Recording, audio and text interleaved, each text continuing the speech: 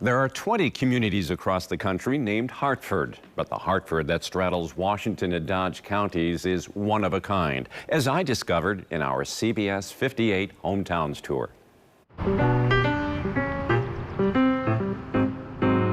My name is Mary Broadzeller. I am the executive director here at the beautiful Shower Arts Center, and we are seated here in the Ruth Noel Theater, the highlight of our center.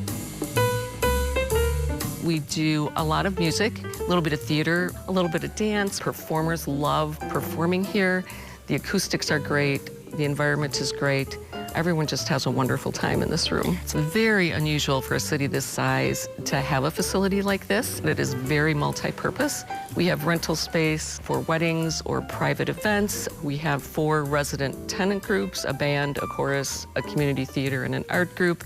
We have a School of the Arts. I think everyone can find something that they would enjoy in this theater. And they come in early for the theater and enjoy the art gallery, maybe having a drink at the bar upstairs, which is right in the Suco Family Art Gallery that rotates an art display every couple months of mostly Wisconsin artists. Part of the mission was to be a gathering place for the community, and we have so many regular patrons who come back again and again. It really is kind of a home to them, and people really appreciate that they can get all of that so close to home. It's wonderful history, it's local history.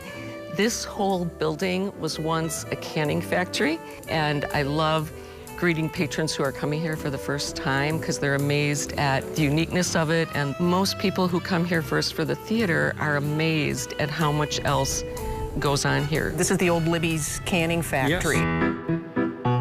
The museum opened up in '86. This city has a very rich car-making history, and it's on display here at the Wisconsin Automotive Museum. Joining us now is Dawn Bondus, Executive Director here. Good to see you, Dawn. Yeah, good to see you, Mike. This is the largest auto museum in the entire state, I understand. Yes, it is. We have 122 vehicles on exhibit, and that includes cars, trucks, plus there's some campers.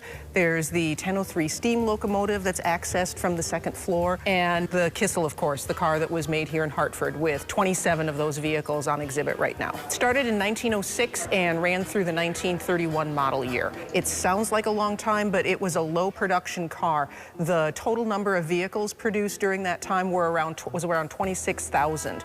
So when you spread it out over the 25 years, it is a low production car. It was also a high-end car. It was one of those cars of the stars. So some of the owners included Amelia Earhart, William Randolph Hearst, Douglas Fairbanks, Greta Garbo. On the first floor, we focus on Wisconsin-built cars. Ramblers, which predates the Nash company. We have several Nashes. We have the only known Badger to exist, and that was made a little ways west of here in Columbus. And then we have a few Hudsons, which were made in Wisconsin at the very end of their production. And then the second floor is where the newer vehicles are, so that's more 1950s, 60s, 70s, but going into the 1990s. There are car clubs that come through and tour the museum. The last couple of years, we've had visitors from 48 states. Last year, we had visitors from 18 foreign countries. Hi, my name's Tanya Pattendane, and I'm the GM here at the Mineshaft. We're very well known for our pizzas and our mozzarella sticks and our fish rice. Well, it's a great place. It's a family-friendly place to come and eat. We have a game room.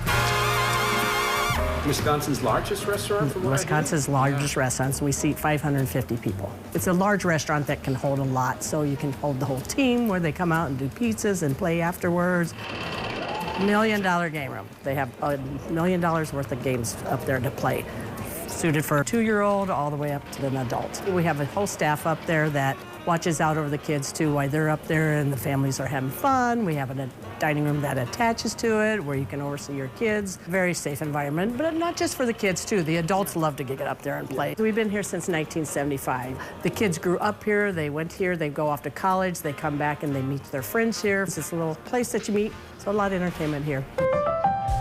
I'm Tanya Franson. I own Plantana Cafe here in Hartford, Wisconsin. Our cafe is a plant-based cafe, organic, free of all allergens, gluten-free, dairy-free, vegan, soy-free, preservative-free, sugar-free. And we make everything fresh every day. Well, my health has started to decline, and I needed to try to figure out what was going on and how to approach that.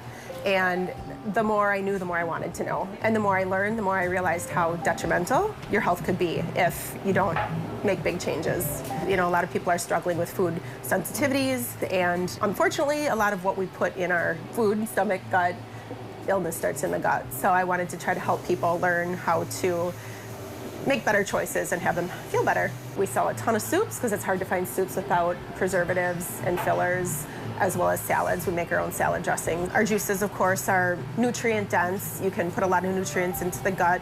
Our raw desserts, raw meaning they don't get baked, they're mostly nut and oil based, and a lot of people really like that because they don't have to guess. Well, I do not carry a product that has anything that I wouldn't put in my own body. And we're just here for people that have sensitivities and feel like they cannot eat anywhere else. We can customize everything for them, and we do.